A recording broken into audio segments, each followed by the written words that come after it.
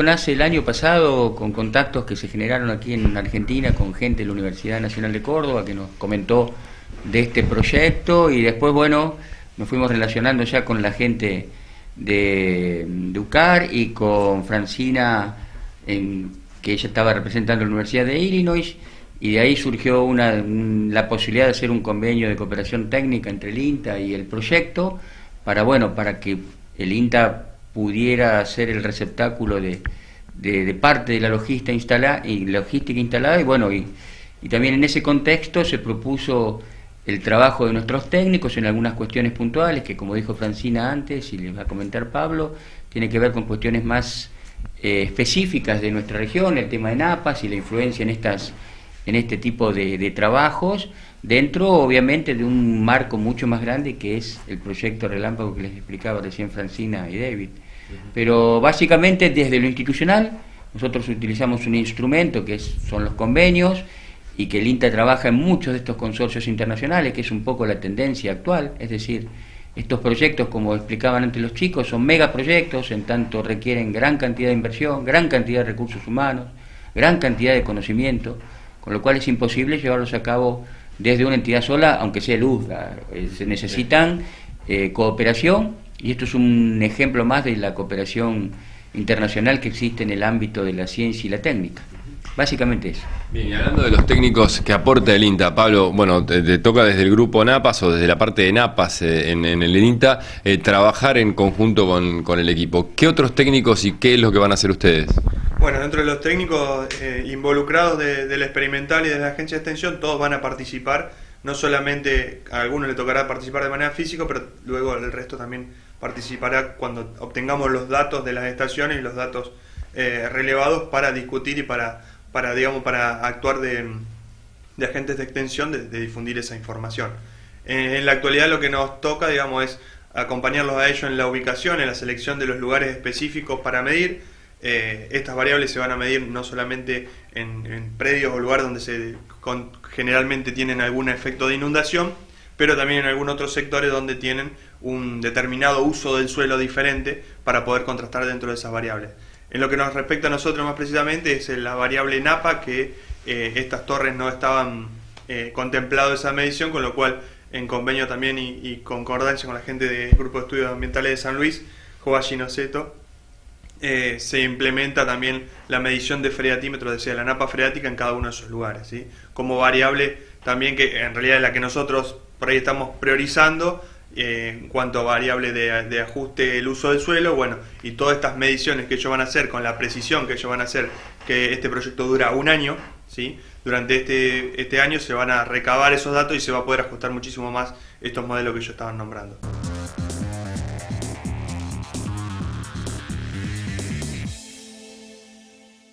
El proyecto Relámpago es un proyecto de múltiples instituciones y países. Es un proyecto muy grande que va a ocurrir, el centro del proyecto ocurrirá en noviembre de este año, noviembre del 2018.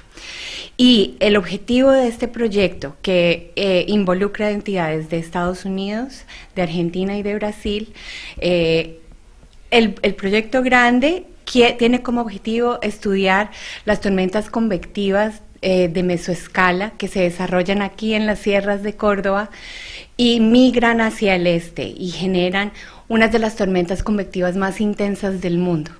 Entonces van a venir muchos investigadores a entender por qué nacen estas tormentas, cómo se organizan, cómo crecen, cómo se mueven, cuáles son los impactos en términos de granizo, de relámpagos, de lluvias muy intensas y de inundaciones. Y ahí es donde viene nuestro equipo, que es el equipo hidrometeorológico.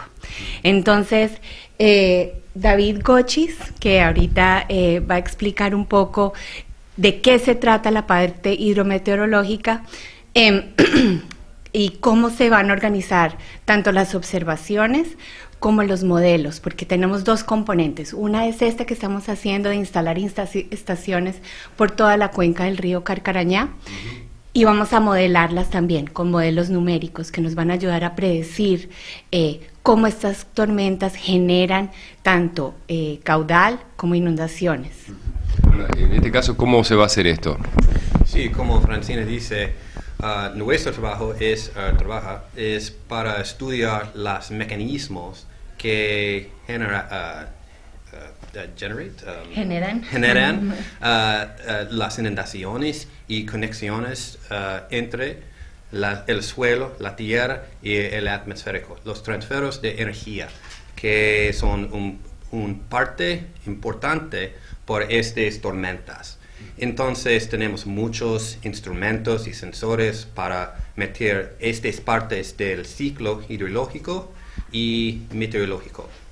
Específicamente vamos a medir las lluvias, precipitación y temperatura, humedad, vientos y también el radiación solar. Sí. Y en adición de esto tenemos instrumentos que van a medir los gastos en los corrientes, en los ríos. Caudales, sí. Y en el verano, en el temprano de las tormentas, vamos a observar específicamente eventos, inundaciones durante de estos eventos. Y vamos a mirar los radares y ver dónde las tormentas están, y vamos a manejar cerca de estos lugares y medir las corrientes, caudales después de las tormentas, y medir todo de qué pasó en los ríos de este tiempo. Bien, o sea, esa es la parte, digamos, de todo lo que es la medición de lo que van a hacer con los instrumentos que están instalando. Ahora, en este momento. Y entonces esto involucra a las comunidades de la región. Como hemos hecho, hemos ido población por población instalando los equipos para medir lo que estaba hablando David. También estamos midiendo evapotranspiración, dióxido de carbono, otras variables también estamos midiendo. Y críticamente, como dice David, caudales.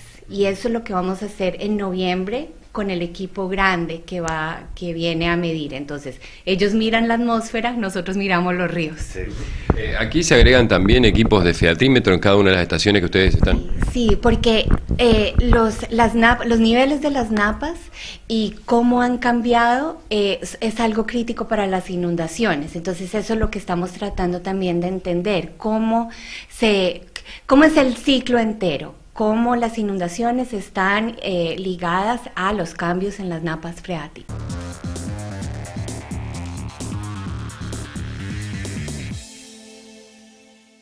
El proyecto está financiado por, parte de él está financiado por Estados Unidos, entonces está involucrada la NASA, el NSF, que es la Agencia de Investigaciones Americana, el Departamento de Energía, USDA, que es el equivalente de INTA en Estados Unidos. Pero localmente tenemos muchos colaboradores que también están financiando el proyecto localmente: la Universidad de Córdoba, el INTA, el Servicio Meteorológico Nacional, la Universidad de Buenos Aires, CONICET, INVAP. Y de Estados Unidos hay probablemente unas 10 universidades que son partes del proyecto, tienen proyectos más pequeños. La financiación, vos decías que viene en mayor parte de Estados Unidos. ¿Y cuál es el monto que se necesita para montar, valga la redundancia, un proyecto de estas características? Bueno, se necesita mucho dinero, sobre todo por el tema del equipamiento. Mucho equipamiento viene de Estados Unidos por la campaña. El proyecto grande, que ha sido financiado por el gobierno americano, es alrededor de $30 millones para la campaña intensiva de noviembre. No es poco, digamos. No es poco, costó mucho, obviamente mucho trabajo del equipo lograr el financiamiento, porque es mucho dinero. Van a venir aviones, parte del proyecto incluye aviones de NASA que van a venir a sobrevolar las tormentas para medir los flujos de aire, de vapor, de las gotas en las tormentas. O sea, es una campaña muy costosa.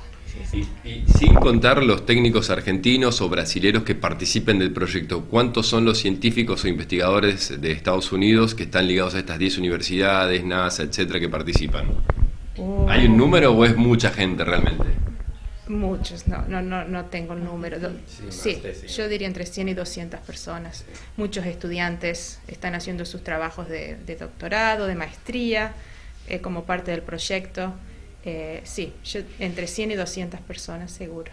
David, y todo esto que se está haciendo ahora es para medir todo lo que pasa en tierra, digamos, pero en noviembre además va a ocurrir algo más en instrumentos de medición que cuando se desarrolle el proyecto realmente. Sí, hay otras plataformas que van a participar en ese proyecto, especialmente una tecnología como radares, se llama radares, y hay más que 5 radares que van a llegar aquí de los Estados Unidos, y hay otros aquí, ya aquí en Argentina. Unos de estos van a medir las estructuras de las nubes durante estas tormentas, y vamos a ver cómo estas tormentas crecen durante el día, cada día, y cómo estas tormentas mueven sobre la Tierra. Esta parte del mundo, en esta región, tiene unas tormentas que más altas y más electrificados, ¿sí? Del mundo. Y por eso estas tormentas producen graniza con frecuencia que más en muchos otros lugares del mundo. Y este es una importante parte de este proyecto para medirlos y estudiar estos mecanismos que genera este fenómeno. Y los radares son esenciales por esto, porque los radares pueden sensar o medir estas nubes y los partículas adentro estas nubes, como lluvia, como graniza, helado, como nieve, todos los partículas en las nubes. Hay un radar grande que van a instalar en un lugar, y hay otros radares que se montan en camioneta, y estas camionetas van a seguir todas las tormentas cuando las tormentas mueven sobre la Tierra, y por eso pueden meter en mucha escala fina, ¿sí? Escala fina este fenómeno.